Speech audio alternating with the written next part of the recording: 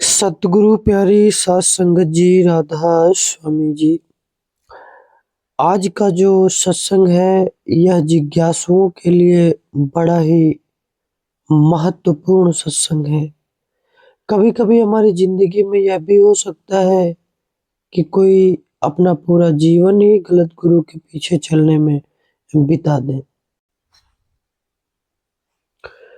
बड़े महाराज जी अक्सर जिज्ञासुओं को एक सलाह दिया करते थे कि अगर उनका सारा जीवन भी पूरे सतगुरु की खोज में बीत जाए तो उनको यह कभी नहीं सोचना चाहिए कि उनका जीवन व्यर्थ चला गया, बल्कि उससे फायदा ही होगा। किसी भी चीज को बिना सोचे समझे नहीं अपना लेना चाहिए। हमें अपनी बुद्धि को संतुष्ट कर लेना चाहिए ताकि बाद में यह हमारे रास्ते में किसी प्रकार की कोई रुकावट न बने। अगर बुद्धि की संतुष्टि हो जाएगी तो हम इस रास्ते पर बड़ी आसानी से तरक्की कर लेंगे। एक पूरे जिज्ञासु को जो पूरी तरीके से अध्यात्म के रास्ते पर चलना चाहता है, तो महाराज जी अक्सर उनसे कहा करते थे कि वो चिंता ना करें। अगर उनके मन में कोई सवाल है तो वो जरूर पूछ सकते हैं। इसीलिए महाराज जी कहा करते थे, अगर किसी को कोई सवाल परेशान कर रहा है और उनके भजन सिमरन में किसी प्रकार की रुकावट हो रही है तो वह उनसे सवाल जवाब के जरिए पूछ सकते हैं। शंका को और क्यों बढ़ने दिया जाए।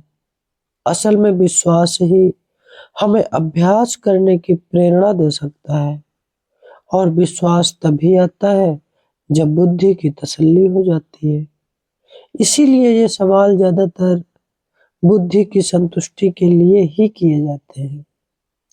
आजकल के इस युग में अगर देखा जाए तो अपने ज्ञान को अधिक लोगों ने बढ़ा लिया है। इसीलिए हम समझने लगे हैं कि हम बड़े बुद्धिजीवी प्राणी हो गए हैं। इसीलिए हम अपनी बुद्धि को संतुष्ट करना चाहते हैं, वरना यह हर कदम पर रुकावट बन जाएगी। इस तरह बुद्धि की तसल्ली ही अपने मन में विश्वास लाएगी और यही विश्वास अभ्यास में हमारी मदद भी करेगी। बुद्धि हमें कहीं नहीं पहुंचाएगी, मंजिल की ओर तो विश्वास ही लेकर जाएगा।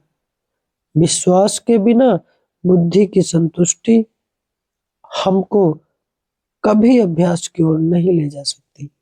फिर भी बुद्धि की संतुष्टि ही हमारे मन में विश्वास पैदा करती है।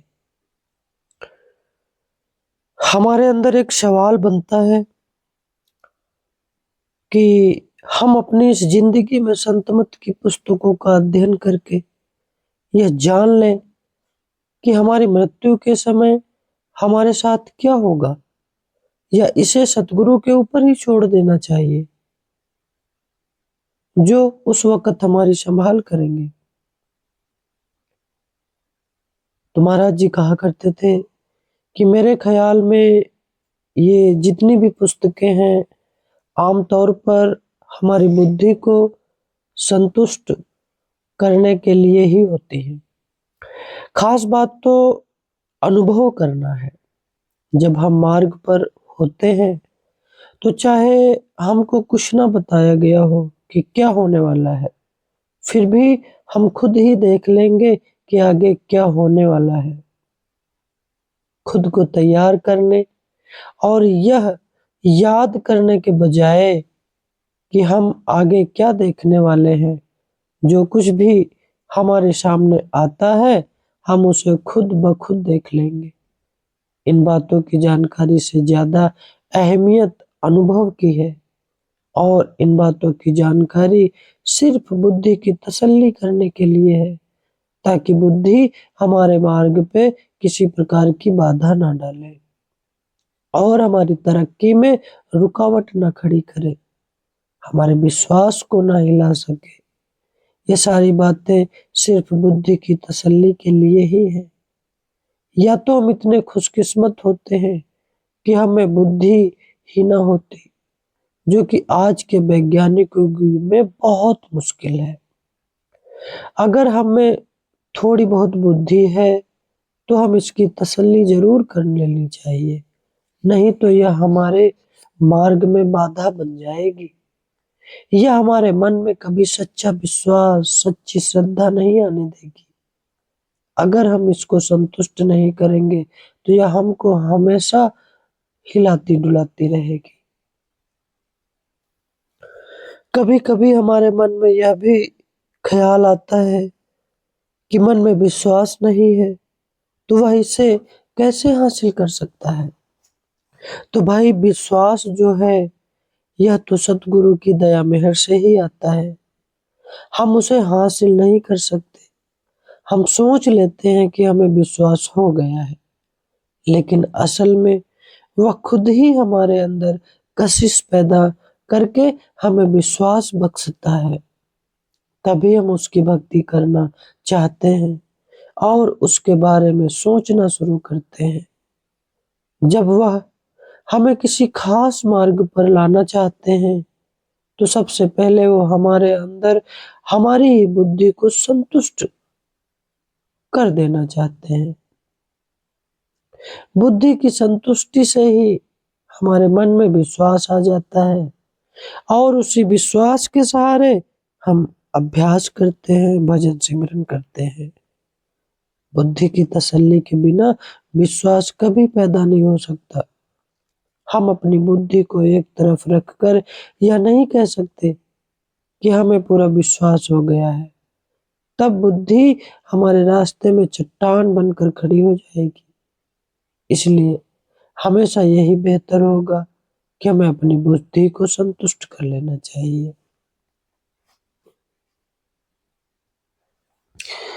अच्छा, कभी हमने यह विचार किया है कि आम तौर पर जो लोग होते हैं, वो ज़्यादातर पुस्तकें पढ़ते हैं।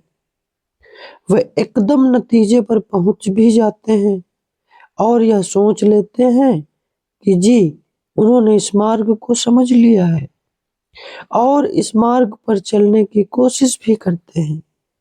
असल में उन्होंने गहरी खोज नहीं की। उन्होंने अपनी बुद्धि को संतुष्ट नहीं किया। उन्होंने अपनी बुद्धि और अवचेतन मन को संतुष्ट नहीं किया। इसलिए जब भी इसे मौका मिलता है, यही बुद्धि फिर से उनके रास्ते में बाधा बनकर खड़ी हो जाती है। इसलिए बेहतर तो यही है कि पहले बुद्धि की तसल्ली कर ली जाए और इस मार्ग को समझने के लिए जितने भी समय की ज़रूरत हो, इसके लिए उतना वक़्त लगाया जाए। लेकिन एक बार जब हम अपनी बुद्धि की पूरी तसल्ली कर लेते हैं, तो हमें बुद्धि की बिल्कुल परवाह नहीं करनी चाहिए। तब हमें किसी पुस्तक या किसी तरह के तर्क-वितर्क की कोई ज़रूरत नहीं होती। तब हमें केवल अभ्यास और विश्वास की ज़रूरत होती है। कभी-कभी हम समाज में देखते हैं, उनसे अध्यात्म के विषय में वार्तालाप करते हैं, लेकिन उनके दिलों में एक ख़्याल बनता है कि क्या वास्तव में परमात्मा है? तो हम उनकी सहायता किस प्रकार करते हैं? अमूमन उनको यह तो नहीं दिखा सकते कि जी परमात्मा रोज़ इस शरीर को छोड़ के रूहानी मंडलों की यात्रा करते हैं, फिर वापस आकर इस शरीर में आ जाते हैं। हम दिखा तो नहीं सकते। हाँ, लेकिन हम जिज्ञासुओं की एक मदद ज़रूर कर सकते हैं। वो कैसे? हम लोगों की सहायता संत मत का जो साहित्य है, उसको देकर, उसको समझाकर या पुस्तकें देकर उनकी सहायता कर सकते हैं। उन्हें अपने मन की तसल्ली खुद ही करनी होगी।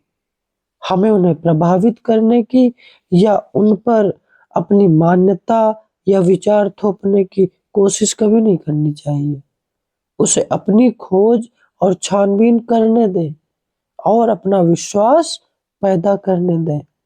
इससे उसका विश्वास ज्यादा पक्का होगा, बजाय इसके कि वह किसी दूसरे व्यक्ति का फैसला मान ले और उसी के आधार पर अपनी सोच बना ले। ये सारी पुस्तकें, सारी मीटिंग, सारी चर्चाएं हमारे निजी विश्वास और खुद की छानबीन के लिए ही होती हैं। हमें दूसरे लोगों के फैसलों से प्रभावित कभी नहीं होना चाहिए। हमारे अपने अंदर पक्का विश्वास होना चाहिए कि यह मेरे लिए सही है। यह विश्वास अंदर से आना चाहिए। इन सब पुस्तकों को लिखने का मकसद केवल हमारी बुद्धि को संतुष्ट ही करना है। डेरा व्यास ने कितनी सारी पुस्तकें लिखी हैं।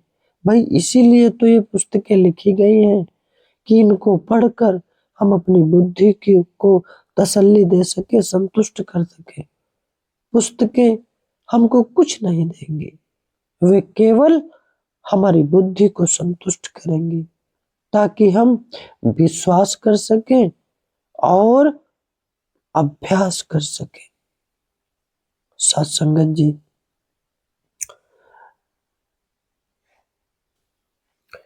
एक बात बहुत अहम है जो मैं कहना चाहता हूँ कि हम सब लोग संत मत के रास्ते पर चल रहे हैं और जो जिज्ञासु भाई हैं, जो इस रास्ते पर चलना चाहते हैं, खासकर यह उन लोगों के लिए है कि संत मत को समझना तो बहुत आसान है।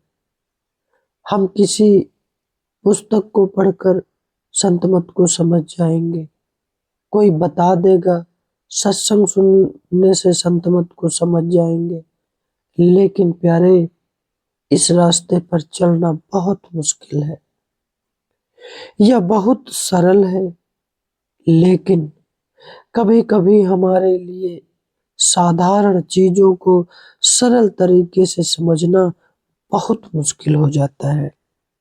हम बहुत बुद्धिजीवी हो गए हैं, खासकर अगर देखा जाए तो आज के इस युग में।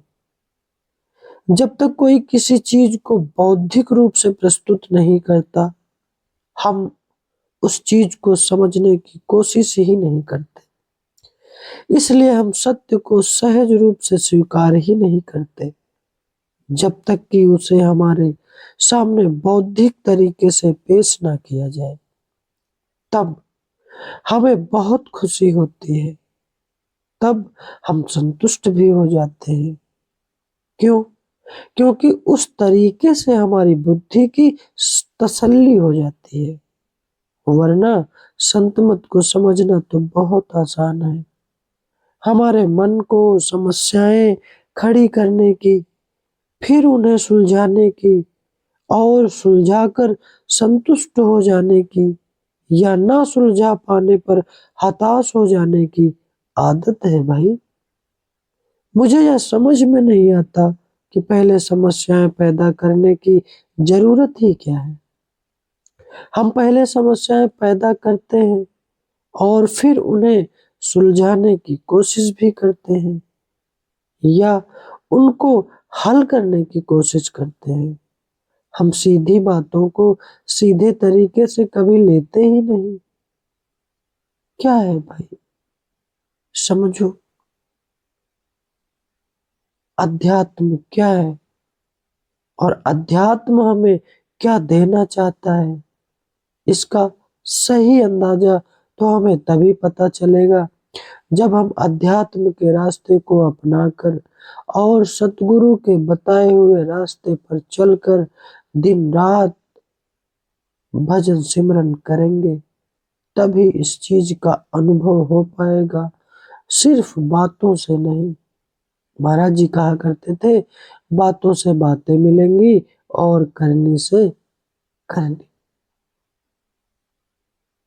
तो गुरु प्यारी साध संगत जी, अगले वीडियो में हम फिर किसी महत्वपूर्ण जानकारी के साथ आप लोगों के साथ रूबरू होंगे।